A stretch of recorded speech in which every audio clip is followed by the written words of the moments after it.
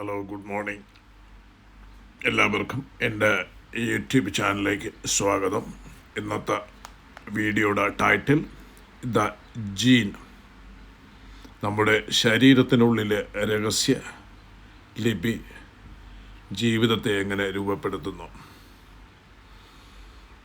നമ്മൾ ആരാണ്, നമ്മളുടെ സ്വഭാവം, നമ്മുടെ ഭയം, നമ്മുടെ കഴിവ്, നമ്മുടെ ദൗർബല്യം, നമ്മുടെ രോഗങ്ങൾ, നമ്മുടെ സ്വപ്നങ്ങൾ, ഇതെല്ലാം എവിടെ നിന്നാണ് വരുന്നത്? ഒരു കുഞ്ഞ് ജനിക്കുമ്പോൾ അവൻ കയ്യിൽ ഒന്നും കൊണ്ടുവരുന്നില്ല. പക്ഷേ കാണാൻ കഴിയാത്ത ഒരു മഹത്തായ പാരമ്പര്യം അവൻ്റെ ഉള്ളിൽ ഇതിനകം എഴുതപ്പെട്ട് കഴിഞ്ഞിരിക്കുന്നു. ആ പാരമ്പര്യത്തിൻ്റെ പേര് ജീൻ.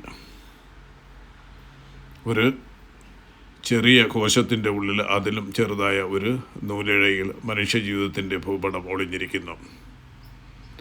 നമ്മുടെ കണ്ണിൻ്റെ നിറം, ഉയരം, ചില ശാരീരിക സ്വഭാവങ്ങൾ, ചില രോഗങ്ങളിലേക്കുള്ള സാധ്യതകൾ, ചിലപ്പോൾ നമ്മുടെ മനസ്സിൻ്റെ താളം വരെ, ഇതെല്ലാം ഒരു അദൃശ്യ കോഡിൻ്റെ സ്വാധീനത്തിൽ രൂപപ്പെടുന്നു. അത് കേൾക്കുമ്പോൾ അത്ഭുതകരമാണ്, അതേസമയം അല്പം ഭയപ്പെടുത്തുന്നതുമാണ്. കാരണം ഒരു ചോദ്യം ഉടനെ മനസ്സിലേക്ക് വരും: എല്ലാം ജീനുകൾ തന്നെയാണെങ്കിൽ എന്നാൽ നമ്മുടെ സ്വാതന്ത്ര്യം എവിടെ? നമ്മുടെ തിരഞ്ഞെടുപ്പുകൾക്ക് വിലയുണ്ടോ? നമ്മുടെ ജീവിതം മുൻകൂട്ടി എഴുതപ്പെട്ട കഥയാണോ? ഇവിടെ തന്നെയാണ് ദ ജീൻ എന്ന ആശയം നമ്മെ ജീവിതത്തിൻ്റെ ഏറ്റവും ആഴത്തിലുള്ള ഒരു സത്യത്തിലേക്ക് കൊണ്ടുപോകുന്നത്.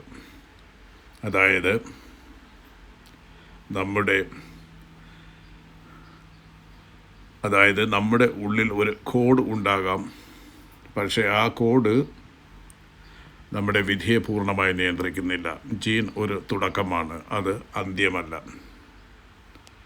ഒരു വിത്തിനെക്കുറിച്ച് നിങ്ങൾ ചിന്തിക്കുക. ഒരു ചെറിയ വിത്തിനുള്ള ഒരു വലിയ വൃക്ഷത്തിൻ്റെ സാധ്യത ഒളിഞ്ഞിരിക്കുന്നു.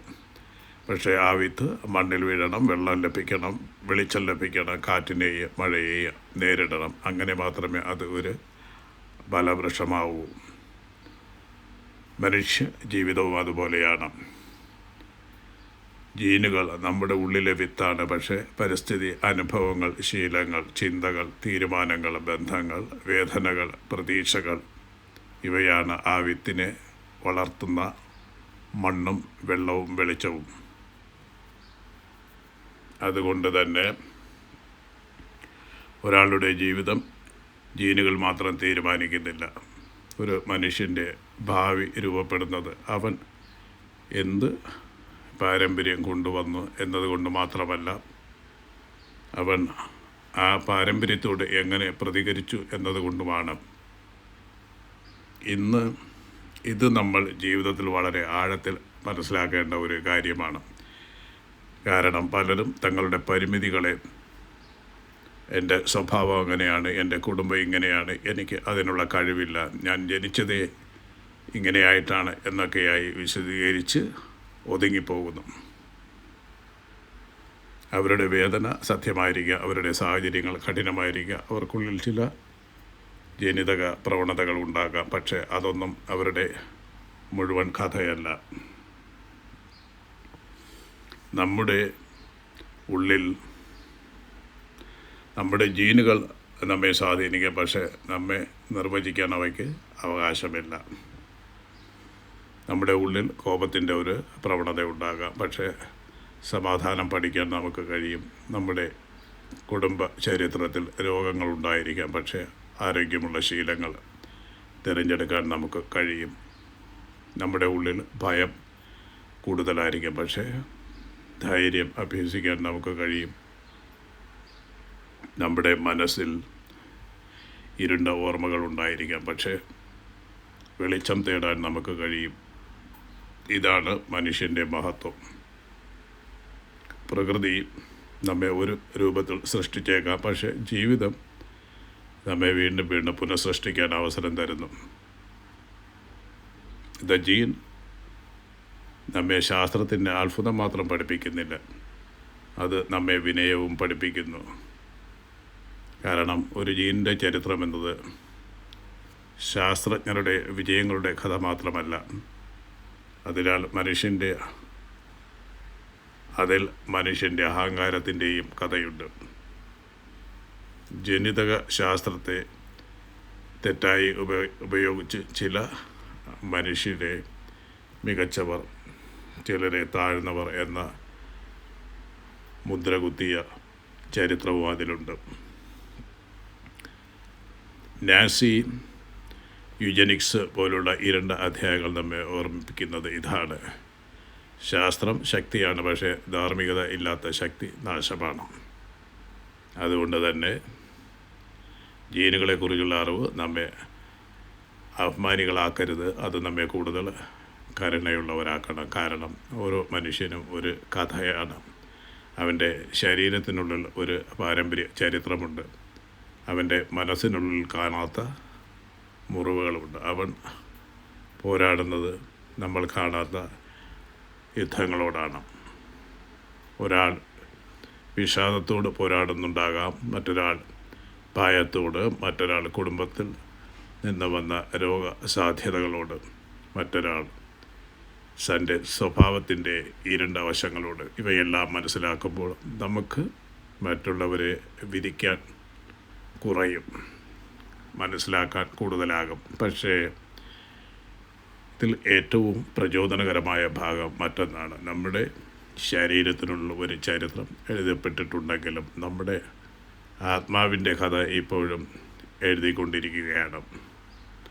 നമ്മുടെ കഴിഞ്ഞ തലമുറകൾ എന്താണ് നമുക്ക് കൈമാറിയത് എന്നത് നമ്മുടെ നിയന്ത്രണത്തിലല്ല. പക്ഷേ ആ പാരമ്പര്യത്തിൽ നിന്ന് നാം എന്ത് സ്വീകരിക്കും, എന്ത് മാറ്റും, അടുത്ത തലമുറയ്ക്ക് എന്ത് കൈമാറും, അത് നമ്മുടെ ഉത്തരവാദിത്തമാണ്. നമ്മുടെ കുട്ടികൾക്ക് നാം ജീനുകൾ മാത്രം കൈമാറുന്നില്ല, നമ്മുടെ ശീലങ്ങൾ കൈമാറുന്നു, നമ്മുടെ ഭയങ്ങളും കൈമാറുന്നു, നമ്മുടെ സ്നേഹവും കൈമാറുന്നു, നമ്മുടെ കോപത്തിൻ്റെ രീതിയും കൈമാറുന്നു, നമ്മുടെ ജീവിതത്തെ നേരിടുന്ന രീതിയും കൈമാറുന്നു. അതുകൊണ്ട് ദ ജീൻ എന്ന ചിന്ത നമ്മോടൊരു വലിയ ചോദ്യം ചോദിക്കുന്നു. നീ നിൻ്റെ ജീവിതം എങ്ങനെ ജീവിക്കുന്നു? നിന്നിലൂടെ അടുത്ത തലമുറയിലേക്ക് പോകുന്നത് വെറും രക്തമോ അതോ ബോധവുമോ? വെറും സ്വഭാവങ്ങളും അതോ മൂല്യങ്ങളോ? വെറും ഭയങ്ങളോ അതോ ധൈര്യമോ? ഇവിടെ നിന്നാണ് ഈ പുസ്തകം ഒരു ശാസ്ത്ര ഗ്രന്ഥത്തിൽ നിന്ന് ഒരു ജീവിത പാഠമായി മാറുന്നത്. നമ്മുടെ ഉള്ളിൽ എഴുതപ്പെട്ട ചില വരികൾ ഉണ്ടാകും, പക്ഷേ അതിന് ഇടയിൽ ഒഴിഞ്ഞിടങ്ങളും ഉണ്ടാകും. ആ ഒഴിഞ്ഞിടങ്ങൾ എഴുതേണ്ടത് നമ്മളാണ്. നമ്മുടെ തീരുമാനങ്ങൾ കൊണ്ട്, നമ്മുടെ അനുഷ്ഠാനങ്ങൾ കൊണ്ട്, നമ്മുടെ പ്രണയം കൊണ്ട്, നമ്മുടെ പോരാട്ടം കൊണ്ട്, നമ്മുടെ പുനർജന്മം കൊണ്ട്. നീ ഇന്നെന്താണ് നേരിടുന്നത്? കുടുംബത്തിൽ നിന്നുള്ള ഒരു ഇരുണ്ട പാരമ്പര്യമോ, മനസ്സിൻ്റെ ഒരു ഭാരം, രോഗഭയം, സ്വഭാവത്തിൻ്റെ പിടിമുറുക്കം, അല്ലെങ്കിൽ ഞാൻ ഇങ്ങനെയായിട്ടാണ് ജനിച്ചത്, ഇനി മാറാനാവില്ല എന്ന നിരാശയോ? എങ്കിൽ ഈ സത്യം നിങ്ങൾ ഓർക്കുക.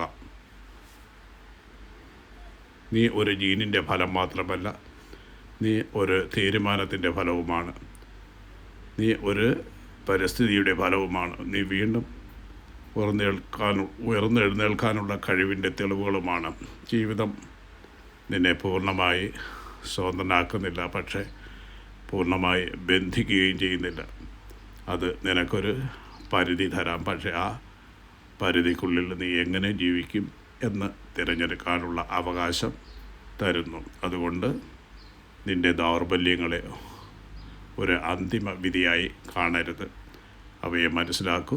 നിൻ്റെ ഉള്ളിലെ പ്രവണതകളെ തിരിച്ചറിയൂ. നിൻ്റെ ശരീരത്തെയും മനസ്സിനെയും ബഹുമാനിക്കൂ. ശാസ്ത്രം പഠിക്കൂ. നിൻ്റെ ജീവിതശൈലി മാറ്റൂ. നിൻ്റെ ചിന്തകൾ ശുദ്ധമാക്കൂ. നിൻ്റെ ബന്ധങ്ങൾ സംരക്ഷിക്കൂ. നിൻ്റെ കുട്ടികൾക്ക് ആരോഗ്യകരമായ ഒരു പാരമ്പര്യം നൽകൂ. രക്തത്തിലൂടെയല്ല, മാത്രം ജീവിതത്തിലൂടെയും. അവസാനം ദ ജീൻ നമ്മെ പഠിപ്പിക്കുന്നത് ഒരു വലിയ പ്രത്യാശയാണ്. നമ്മുടെ ഉള്ളിൽ എഴുതപ്പെട്ടിരിക്കുന്നത് സാധ്യതകളാണ്, ശിക്ഷകളല്ല, മുന്നറിയിപ്പുകളാണ്, വിധികളല്ല, ആരംഭങ്ങളാണ്, അവസാനങ്ങളല്ല.